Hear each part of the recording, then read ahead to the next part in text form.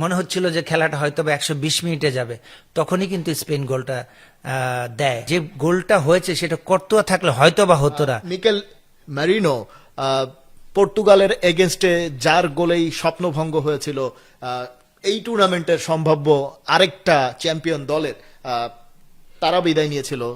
এবার বেলজিয়ামকে সেই তিনি বিদায় করলেন। বিষয়টা কি আসলে একেবারেই কাকতালীয়, নাকি এভাবেই আসলে হয় ঘটনাগুলো, এটাই নিয়ম?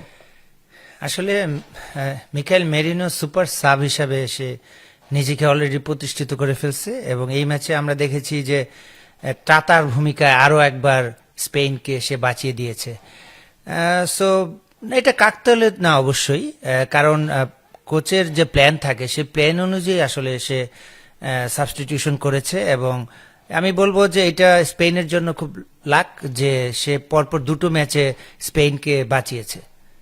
নিঃসন্দেহে। কিন্তু আমরা আসলে এই ম্যাচটার শুরুটাতে হচ্ছে আমার পার্সোনালি যেটা মনে হচ্ছিল যে স্পেনের রাইট উইংটা বেশি মনে হচ্ছিল যে স্ট্রং। সেই সাইডে হচ্ছে লামিন ইয়ামাল রয়েছেন, ওই উইং থেকে ডিফেন্স থেকেও হচ্ছে যে যিনি রয়েছেন তিনিও আসলে উপরের দিকে উঠে বেশ ভালো অ্যাটাক এবং প্রেসার ক্রিয়েট করতে পারেন, বেশ ভালো প্রেস করতে পারেন।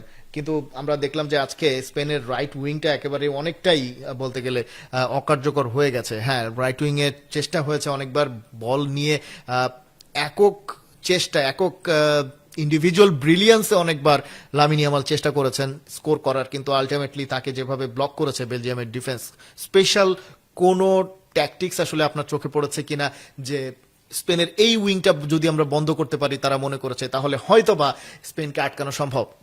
দেখেন, স্পেনের সবচেয়ে কার্যকরী বা ডেঞ্জারাস প্লেয়ার কিন্তু ইয়ামাল।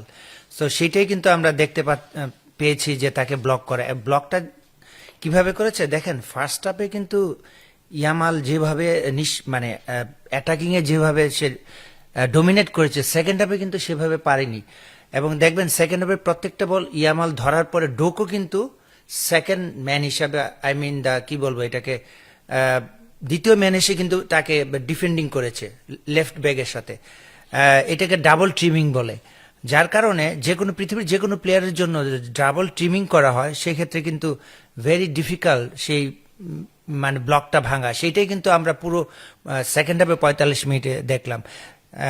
কারণ বেলজিয়ামের কোচ নিশ্চয়ই দেখেছেন যে লামিন ইয়ামাল কতটা ভয়ঙ্কর ফার্স্ট হাফে ছিলেন, এবং তারই প্ল্যান মানে সেইটাই তিনি প্ল্যান করেছেন সেকেন্ড হাফে কিভাবে তাকে আটকানো যায়। আমি বলবো মোটামুটি সে success, but at the same time আমি বলবো আর এটা হয়তো লাস্ট ওয়ার্ল্ড কাপ আমরা দেখলাম, এবং ডেভিড ডি ব্রুইনারও লাস্ট ওয়ার্ল্ড কাপ দেখলাম, কারণ তাদের বয়স বিবেচনা করলে সেইটাই হয়। এবং আমি ভাবতেছিলাম যখন যে কর্তুয়া যখন চেঞ্জ হচ্ছিল, যে গোলকিপার সেও ভালো গোলকিপার, সে ম্যানচেস্টার ইউনাইটেড রেগুলার খেলে, বাট যে গোলটা হয়েছে সেটা কর্তুয়া থাকলে হয়তো বা হতো না। কারণ আপনি দেখবেন বলটা মারার পর ছোট্ট একটা বাউন্স করেছিল গোলকিপারের সামনে, তো আমার কাছে মনে হচ্ছে সে সেটা ধরার চেষ্টা করেছিল এবং কিছুটা টু মাইন্ডেড ছিল। সো বলটা যদি সে না ধরে বলটাকে সাইডে পেরি করতে পারতো, সেই ক্ষেত্রে কিন্তু বলটা সেভ হতো। এবং বল রিবাউন্ড করার পরে ফলশ্রুতি এত দ্রুত আসছে সেকেন্ড স্ট্রাইকার, সেখানে আসলে গোলকিপার আর কিছুই করার থাকে না। নিঃসন্দেহে সেই জায়গাটা তো রয়েছে, কিন্তু স্পেনের ভেতরে আসলে ব্যাপারটা কি এরকম যে তাদের ভেতরে বোঝাপড়াটা কতটা দেখলেন? আমরা জানি যে স্পেন এমন একটা দল, তারা ক্লাব লেভেলেও একই সাথে প্লেয়াররা, অনেক প্লেয়ার একসাথে খেলেন। সেই জেলিংটা তাদের ভেতরে অন্যরকম একটা বাড়তি একটা সুবিধা নিশ্চয়ই দেয়। সেটা আসলে এবারের ওয়ার্ল্ড কাপে স্প্যানিশরা আসলে কতটা আলটিমেটলি কাজে লাগাতে পেরেছে? দেখেন, স্পেনের কিন্তু সবচেয়ে পজিটিভ সাইড হচ্ছে তারা বল পজিশন রাখে, এবং তাদের একজনের সাথে আরেকজনের আন্ডারস্ট্যান্ডিং কিন্তু অনেক বেটার। আপনি সেটাই কিন্তু আমরা এই ম্যাচটাও দেখলাম, এবং তারা ফার্স্ট হাফে হয়তোবা ওভাবে প্রভাব বিস্তার করতে পারেনি।